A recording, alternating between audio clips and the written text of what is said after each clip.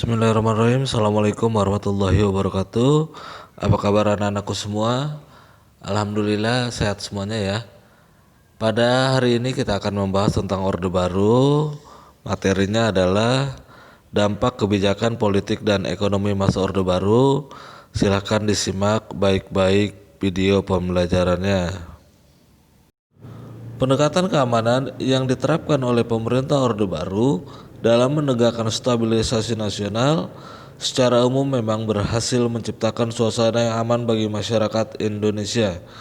Pembangunan ekonomi pun berjalan baik dengan pertumbuhan ekonomi yang tinggi karena setiap program pembangunan pemerintah terencana dengan baik dan hasilnya dapat terlihat secara konkret dan nyata.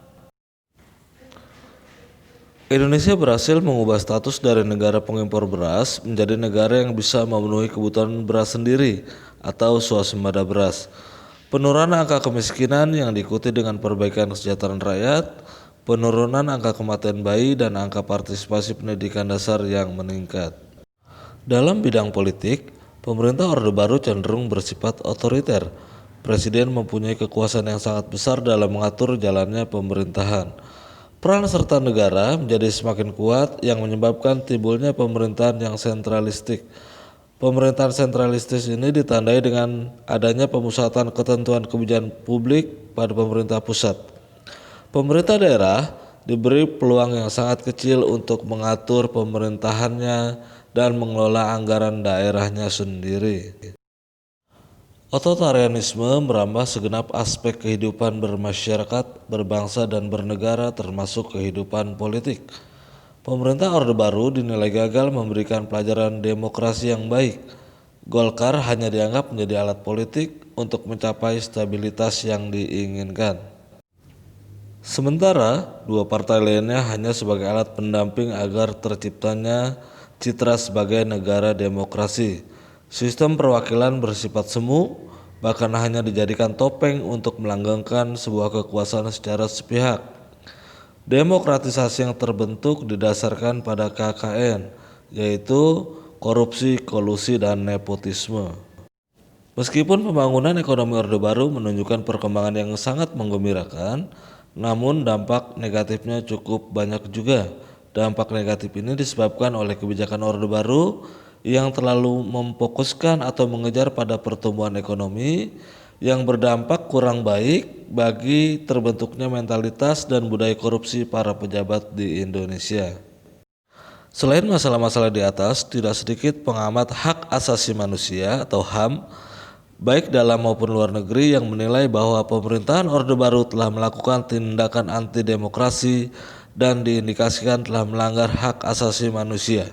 Amnesty International misalnya dalam laporannya pada tanggal 10 Juli 1991 menyebut Indonesia dan beberapa negara Timur Tengah, Asia Pasifik, Amerika Latin, dan Eropa Timur sebagai pelanggar hak asasi manusia. Human Development Report 1991 yang disusun oleh United Nations Development Program UNDP juga menempatkan Indonesia pada urutan ke-77 dari 88 pelanggar hak asasi manusia. Kesimpulannya adalah dampak kebijakan politik pada masa Orde Baru. Yang pertama, penyimpangan prinsip demokrasi karena Presiden Soeharto menjadi penguasa tunggal. Yang kedua, praktik KKN menjangkiti birokrasi pemerintahan. Yang ketiga, kebebasan pers dibatasi secara ketat. Yang keempat, pemerintahan tidak berjalan secara transparan. Dampak kebijakan ekonomi pada masa Orde Baru. 1. Pemerintah berhasil menjaga stabilitas ekonomi. 2. Pertumbuhan ekonomi mengalami peningkatan. 3. Indonesia berhasil mencapai swasembada beras. 4. Pengembangan sektor industri migas mengalami peningkatan. Referensi buku sejarah Indonesia untuk SMA, Madrasah Aliyah, SMK, Madrasah Aliyah Kejuruan kelas 12, Kementerian Pendidikan dan Kebudayaan Republik Indonesia, edisi revisi 2018. Soal pekan ini silahkan dikerjakan, ditulis di buku kalian lalu difoto dan kirim ke WA saya. Pertama, Sebutkan dampak politik pada masa pemerintahan Orde Baru. Kedua, sebutkan dampak ekonomi pada masa pemerintahan Orde Baru. Jawaban kalian ditunggu 2 jam dari sekarang. Demikianlah materi hari ini telah kita saksikan bersama. Semoga bermanfaat.